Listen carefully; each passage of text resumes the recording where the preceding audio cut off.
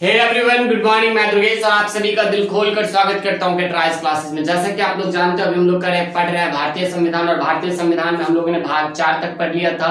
आज हम पढ़ने वाले हैं भाग 5। तो भाग 5 में अनुच्छेद 52 से लेकर के 151 तक। तो चलिए बिना समय आज की क्लास को स्टार्ट करते हैं। देखिए अनुच्छेद 52 क्या कहता है मित्र? अनुच्छेद 52 कहता है कि भारत में एक राष्ट्रपति होगा। क्या?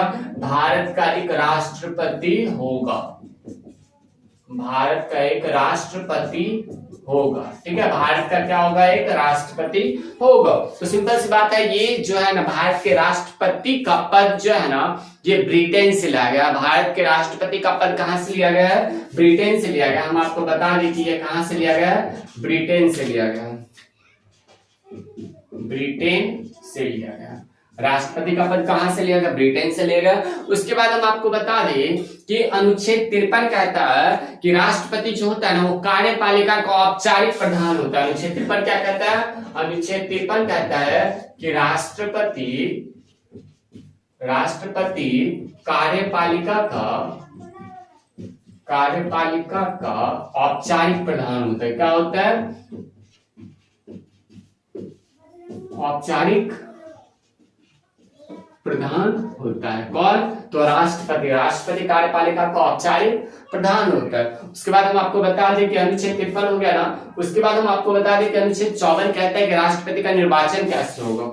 अनुच्छेद 54 क्या कहता है? राष्ट्रपति का निर्वाचन। राष्ट्रपति का निर्वाचन। देखो राष्ट्रपति का निर्वाचन जो है ना ये भी निर्वाचन होता है, बट हम लोग नहीं चुनते हैं, ये अप्रत्यक्ष रूप से होता है। क्या होता है? राष्ट्रपति का निर्वाचन अप्रत्यक्ष रूप से होता है कि नहीं? हम लोग चुनते हैं, इसको नहीं चुनते हैं, मतलब इनडायरेक्ट रूप से होता है। ठीक है, उसके बाद हम आपको बता दें कि इसका चुनाव एकल संक्रमणीय अनुपातिक पद्धति द्वारा होता है। क्या? एकल संक्रमणीय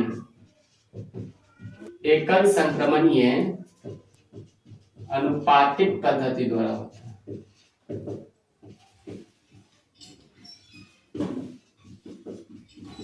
अनुपातिक पद्धति द्वारा होता है। राष्ट्रपति का चुनाव कैसे होता है? एकल संक्रमणीय अनुपातिक पद्धति द्वारा। हम देखो सबसे पहले हम एकल संक्रमणीय बता दें। ठीक है, देखो एकल संक्रमणीय क्या होता है ये सबसे पहले देखो कि एकल संक्रमणीय क्या होता है। एकल संक्रमणीय एक ऐसा अनुपातिक पद्धति है। और अनुपातिक पद्धति का मतलब क्या होता है? अनुपातिक पद्धति का मतलब होता है, मान लीजिए ए खड़ा है, ए भी चुनाव में खड़ा है, ठीक है, बी भी वो चुनाव में खड़ा है और सी भी चुनाव में खड़ा है। तो अनुपातिक पद्धति के तहत हमें वरीयता क्रम में सबको वोट देना पड़ेगा। क्या? वरीयता क्रम में वोट देना पड़ेगा। इट मींस इसको अगर हम 1 नंबर पे चुनते हैं, हमको ये बहुत ज्यादा पसंद है, ठीक है, ये हमको थोड़ा कम पसंद है। क्या? ये हमको थोड़ा कम पसंद है, और ये ना हमें बहुत ही ज्यादा, मतलब कुछ थोड़ा भी नहीं पसंद है। ठीक है, उसके बाद दूसरा आदमी आया वोटिंग करने के लिए, उसको ये बहुत पसंद है, मतलब थोड़ा कम पसंद है। उसके बाद इसको ये तो पसंद ही नहीं करता बी को। अब वही आदमी तीसरा को वोट देगा और ये बहुत ही ज्यादा पसंद करता है। इसे समझ में आया? उसके बाद फिर से एक आदमी आएगा, उसको ये बहुत पसंद है, ये थोड़ा भी नहीं पसंद है। क्या? ये थोड़ा मतलब थोड़ा पसंद है, ठीक है, और ये बहुत पसंद है। समझ में आया? ये बात समझ में आ गया। उसके बाद फिर से एक आदमी आएगा, उसके बाद क्या करेगा? वो इसको पहले क्रम पे वोट देगा। समझ में आया? उसके बाद ये क्या करेगा? ये इसको तीसरे क्रम पे वोट देगा, और उसके बाद ये क्या करेगा? इसको दूसरे क्रम पे वोट देगा। ठीक है, हम लोगों ने 4 आदमी से वोटिंग करा लिया और वोटिंग को गिनते हैं। ठीक है, अनुपातिक पद्धति क्या होता है ये समझ में आ गया। सबको वरीयता क्रम में वोट देना, मतलब सबको वोट देना ही पड़ेगा। आप किसी एक को ही नहीं दे सकते हो, तीनों को देना पड़ेगा। ठीक है, अब यहां पे क्या होगा कि 1, 2 आप सबकी वोट की गणना होगा। तो देखो 1 नंबर पे सबसे ज्यादा किसको पसंद किया गया है? तो इसको क्या किया गया 1 नंबर पे? तो इसको 1 नंबर पे ये इसको 1 कितना है? 2 है ना, 1 2 है इसको। ठीक है, उसके बाद इसको तो कोई पसंद ही नहीं किया, तो इसको खत्म कर दो, खारिज कर दो। उसके बाद इसको कितने लोग? 2 लोगों ने भी पसंद किया है कि नहीं? अब इसके वोट को उठा के, अब ये हार गया ना, इसको बाहर कर दिया, अब इसके वोट को उठा के इस दोनों में बांट दिया जाएगा। ठीक है, बाहर दिया जाएगा। अब इसमें क्या किया जाएगा, द्वितीय क्रम की मतगणना की जाएगी। तो देखो दूसरे नंबर पे इसको पसंद किया गया, एक आदमी ने पसंद किया है और दो आदमी ने पसंद किया।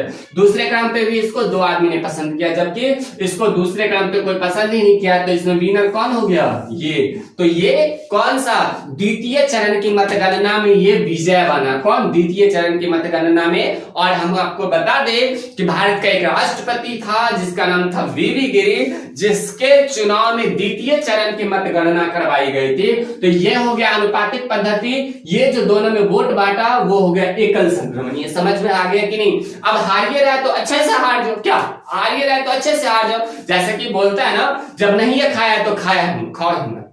तो यही बात हुआ।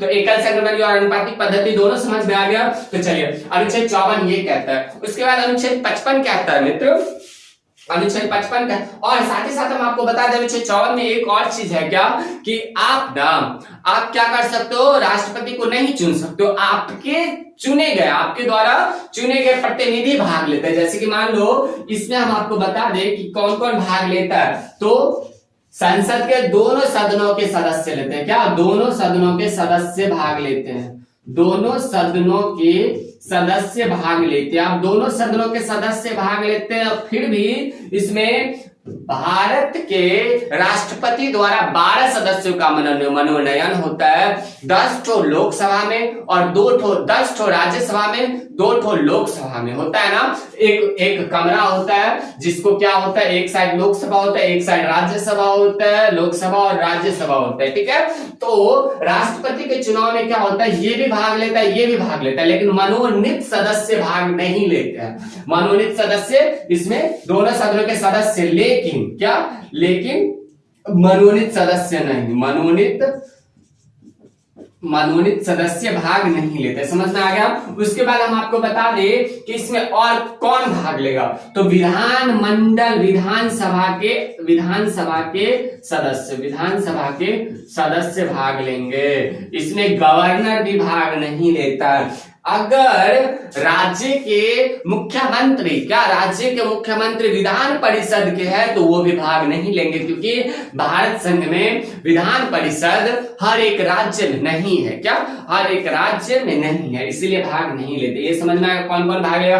अब राष्ट्रपति के चुनाव में लगभग 11 लाख वोट आते हैं। कितने, राष्ट्रपति के चुनाव में लगभग 11 लाख वोट आते हैं, लगभग 11 लाख वोट आते हैं। कितना, 11 लाख वोट आते हैं। 11 लाख वोट कहां से आते हैं, तो हम आपको बता दें कि इसका जो चुनाव होता है ये जनसंख्या के आधार पर होता है। अगर मान लो विधानसभा का वोटों का गणना करना है ना, तो विधानसभा से टोटल कितना आ जाता है, तो टोटल विधानसभा से आ जाता है 5.5 लाख के आसपास, 5.5 लाख के आसपास आता है। और जबकि अकेले विधानसभा के मतलब संसद के विधानसभा और लोकसभा मिलके 5.5 लाख वोट देते हैं। अब इसका वोट कैसे होता है इसके बारे में हम एक सेपरेट वीडियो में हम आपको बता देंगे। इसका वोटिंग तो ये बात समझा दिए ना, इसके फॉर्मूलाज होते हैं वो हम आपको बता देंगे, ठीक है। उसके बाद अनुच्छेद 55 हो गया ना। उसके बाद अनुच्छेद 56 होता है, क्या, अनुच्छेद 56 होता है, क्या, अनुच्छेद 54 के बाद 55 होगा ना। अनुच्छेद 55 होता है राष्ट्रपति का कोटा। ये कोटा क्या होता है मित्र, तो टोटल वोट कितना पड़ा, क्या, टोटल वोट मतलब कुल मत बट्टा में, क्या, कुल मत बट्टा में कुल प्रत्याशी, क्या, कुल प्रत्याशी कितने लोग भाग लिए, कुल प्रत्याशी। उसके बाद +1 और +1, ये क्या है, राष्ट्रपति का कोटा, अनुच्छेद 55। उसके बाद हम आपको बता दें कि अनुच्छेद 56 में क्या है, तो इसका कार्यकाल है, इसका कार्यकाल 5 वर्षों का होता है। कितने वर्षों का, 5 वर्षों का होता है। अनुच्छेद 56 में क्या है, कार्यकाल किसका, तो राष्ट्रपति का कार्यकाल। तो इसका कार्यकाल 5 वर्षों का होता है। कितना वर्षों का होता है, 5 वर्षों का होता है। अगर ये अपने पद पर नहीं है तो इसके जगह पे उपराष्ट्रपति, इसका औपचारिक प्रधान होते हैं, ये तो पता ही है। अनुच्छेद 57 देखो, अनुच्छेद 57 में क्या है, एक ही राष्ट्रपति दोबारा निर्वाचित हो सकता है, क्या, दोबारा निर्वाचन, दोबारा निर्वाचन,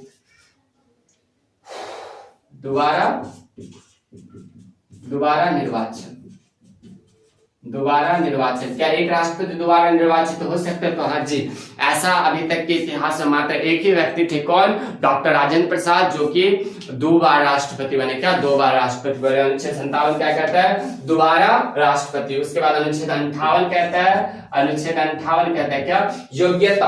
अनुच्छेद 58 बात करता है किसका? योग्यता का बात करता है। तो एक राष्ट्रपति बनने के लिए योग्यता क्या होनी चाहिए? एक राष्ट्रपति बनने के लिए आप देश का नागरिक होना चाहिए। ये तो हो गई, आप देश का नागरिक होना चाहिए। आपकी आयु 35 वर्ष होनी चाहिए। क्या?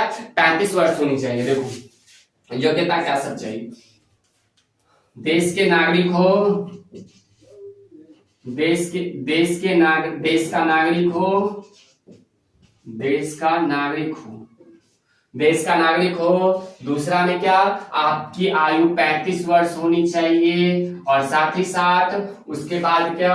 आपकी आयु 35 वर्ष होनी चाहिए। साथ ही साथ आपके पास 50 प्रस्तावक तथा 50 अनुमोदक होना चाहिए। मतलब विधानसभा और लोकसभा को मिला के टोटल 750 सदस्य होते हैं। कितने?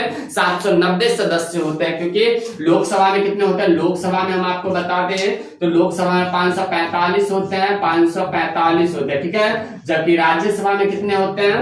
राज्यसभा में 245 होते हैं। कितने होते हैं? 245। और दोनों को ऐड करोगे तो लगभग 790 होता है। 790 में से 50 प्रस्तावक होना चाहिए और 50 अनुमोदक होना चाहिए। 50 आदमी कहे कि हाँ सही है, ये खड़ा हो सकता है, ये खड़ा हो सकता है। और 50 आदमी ऐसे कहना चाहिए जो हाँ सही है, ये खड़ा होगा, ये जीत जाएगा। ठीक है। जैसे अभी द्रौपदी मुर्मू के टाइम में हुआ। ठीक है। तो चलो ये समझ में आ गया। उसके बाद 59 कहता है कि दशा। क्या मित्र? दशा मतलब दशा बोलो या शर्त बोलो? शर्त, यही ना। दशा कैसा होना चाहिए? वो पागल दिवालिया नहीं होना चाहिए, उस पे कर्ज नहीं होना चाहिए, फिर वो राष्ट्रपति बन सकता है। ये तो सभी और वो साथ ही साथ क्या रखना चाहिए? वो लोकसभा के सदस्य बनने की योग्यता रखे होना चाहिए। मतलब ये तो समझ लो बात अलवटांगे वाला कहा। मतलब मान लीजिए आप राष्ट्रपति बनने की योग्यता है और आप लोकसभा के सदस्य नहीं होंगे। लोकसभा के सदस्य की 30 वर्ष आयु होती है, 25 या 30 वर्ष होती है, 25 वर्ष होती है। ठीक है। अनुच्छेद 60 क्या कहता है? अनुच्छेद 60 कहता है मित्र क्या? शपथ के बारे में बात करता है। क्या? शपथ के बारे में बात करता है। इसको शपथ कौन दिलाएगा? हाई कोर्ट के मतलब सुप्रीम कोर्ट के chief justice of India. Chief justice of India इसको शपथ दिलाएंगे। और अगर वो नहीं है तो इसको कौन शपथ दिलाएंगे? तो चीफ जस्टिस ऑफ मतलब हाई कोर्ट मतलब सुप्रीम कोर्ट में टोटल 33 जज रहते हैं। 34 जज है अभी, तो एक मान लो एब्सेंट है तो 33 तो रहेंगे। और 33 में से सबसे जो बुजुर्ग होंगे वो क्या करेंगे? इसको शपथ दिलाएंगे। समझ में आएगा? अनुच्छेद 60। अनुच्छेद 61 की बात करें। अनुच्छेद 61 देख ही लो। अब अनुच्छेद 61 क्या कहता है? अनुच्छेद 61 कहता है महाभियोग। महाभियोग कैसे लगेगा? महाभियोग लगाना किसी भी सदन से इसका क्या होता है? महाभियोग लग सकता है। वो लोकसभा हो या राज्यसभा कहीं से भी स्टार्ट हो सकता है। लेकिन इसके महाभियोग लगाने की प्रक्रिया अलग है और इसके महाभियोग लगाने की प्रक्रिया के बारे में हम अगले क्लास में चर्चा करेंगे। उम्मीद करता हूं कि आपको सारी बातें समझ में आई होगी। तो चलिए आज की क्लास को यहीं पे समाप्त करते हैं, फिर मिलते हैं अगली क्लास में। कहते हैं ना थके हैं पांव ना ही हिम्मत हारिए, ना थके हैं पांव ना ही हिम्मत हारिए। शुरुआत कल की थी और सफर आज भी जारी। Bye, see you.